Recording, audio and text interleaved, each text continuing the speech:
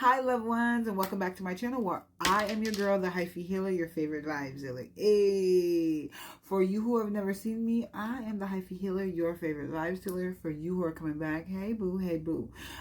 So you know we're gonna do the tarot. So yes, you will do the tarot, but we are not doing the tarot in this video. In this video, we will be talking about the mother wound. Yeah, we gonna go deep. And the reason I want to talk about this mother wound is because it keeps popping up for me in my life. Okay, it keeps popping up. I am very aware that it is a recurring lesson for me. And so I just want to tell y'all, one, how I got here, what it is, and what you can do to deal with it. So we are going to be talking about the mother wound. The mother wound is a wound that is passed down as a collective from female to female. So I know there are a lot of terms that we use, societal terms that we use, but they're going to be very plain, right? So please don't jump in there with the she, the, them, non-binary. We're just male, female, masculine, feminine energy. That's it. That's all. If you feel like you can fit in somewhere, or you feel like this resonates with you, then this is for you. If this doesn't resonate for you, you ain't gotta worry. You do not have to worry. You don't have to go jump in the comments and tell me how wrong I am and how trifling I am. You ain't gotta do all that. All you gotta do is click the button or swipe and go to the next video. Okay, so with that being said, the mother wound is a collective wound that we pass down from woman to woman. Now we can also pass it down to men. Please do not get it twisted. Anybody, male or female, can have this mother wound. Okay, and so it is a collective energy that has happened to all women on the planet for generations. Okay, that's not up for debate. Not here to argue, because I know y'all like to tussle on social media. I'm not the one. Okay, you're welcome to just swipe, move to the left. Ways that these injuries, these collective injuries, are being passed down is through abuse, right? Physical, emotional, spiritual, all the things. Through patriarchal conditions, right? Again, patriarchy not only wounds and hurts women, it hurts men too. Through societal expectations, right? So these are ways that we pass down this mother wound. Okay, again, I had on my notes because you know this is heavy. So mother wounds happen from a mother, or some say it could be from a parent. Okay, but specifically for a mother who is not emotionally available. Like, she could have showed up for you, and in this case, I feel like this is the case for me. My mother was a great mother, the best that she could be, that she knew how to be. She made sure we had a roof. She made sure we had food. She made sure we had clean clothes on our back. She should make sure we were educated. She didn't play that shit, okay? My mama was there. But emotionally,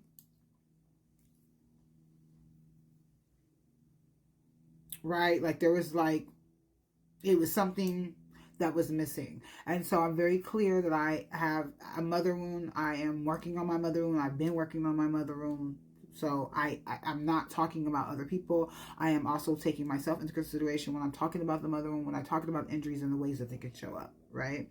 So what happens is when a mother has a child, the first interaction is with that child, right? The first interaction of the world and of self is through the mother. Why? How? Is because a lot of the times mothers, parents, they mimic, right?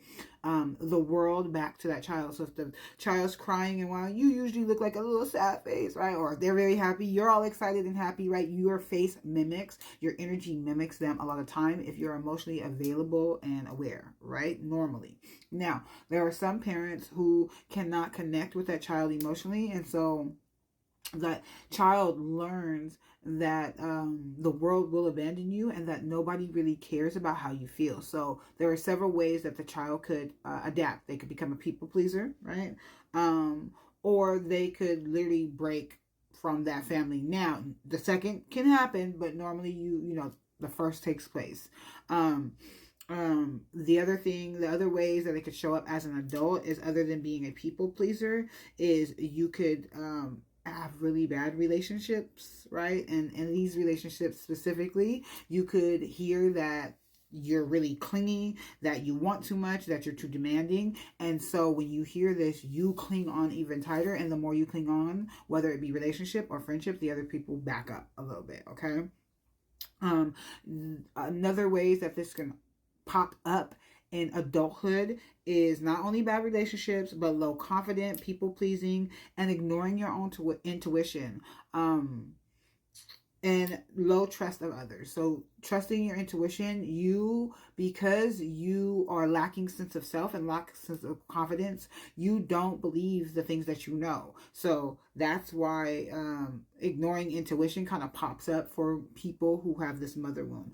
Another way is low trust of others. Now I can say this definitely for me. You'll sometimes get in relationships or friendships and be like, why does that person want to be my friend? I think they want something from me. I'm very much like that. In a situation for me just recently that happened like 2 or 3 years ago, as I was at a party, I was kicking it. Not even, it was a mic, it was a cipher, because you know I love the arts. I was at a cipher, and a young woman who was there working, who was checking the tickets, she's seen your girl, and she sent me over a drink, and basically she wanted to be a friend. And yeah, I know what y'all thinking. No, she's not gay. She's married, the whole shebang. But her thing was that she wanted to be my friend. And when she first wanted to be my friend, the very first thought what I was having was, like, what does she want? I ain't got nothing. Like, she's here for something. My presence, my being is not good enough. And fast forward 2 years later, 2.5 years later, we are friends. We are besties, right? She definitely didn't want anything, but that's one of the ways that it can show up. And so with that, again, I'm telling you these things so then that way you know within you what these mother wounds are. Now, here comes from the mini story time, okay, about how these mother wounds have been showing up for me. So, especially recently, like bam, bam, bam. Now, my whole life, this is kind of taking place, but I didn't understand it, right? Until, like I said, till recently, just recently, I've had 2 mother wound, maybe even 3. Maybe 3. We're going back. Thought I got the lesson with the first one, and then boom, boom. So maybe I didn't get the lesson. Maybe I didn't get the lesson. Okay. So what happened is that I have noticed that throughout my life, people will become really attracted and clingy to me. And what will happen is, with these specific set of people who become really clingy, attracted to me, I feel like they idolize me, they kind of pedalize me, they put me on a pedestal, they create this scenario of a person that I'm not really truly inside. And so when it's time for the real me, like, right, for the blinders to come off, or even more specifically, whenever I have to put up a boundary or say no, these people always fall out with me. Like, I don't care how big, I don't care how small it is, I don't care how minute or how reasonable the boundary is, whether it be for my safety or not. For some reason, me saying no triggers these people. Me setting a boundary really triggers these people.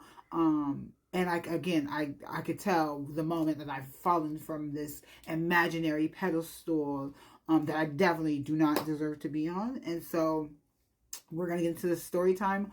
This is part 1 of mother wound. This is part 1 of the mother wound. In the second part, I will be giving you stories and examples of how the mother wound has showed up for me, what I did, and what I'm currently doing. Okay, see you in the next video.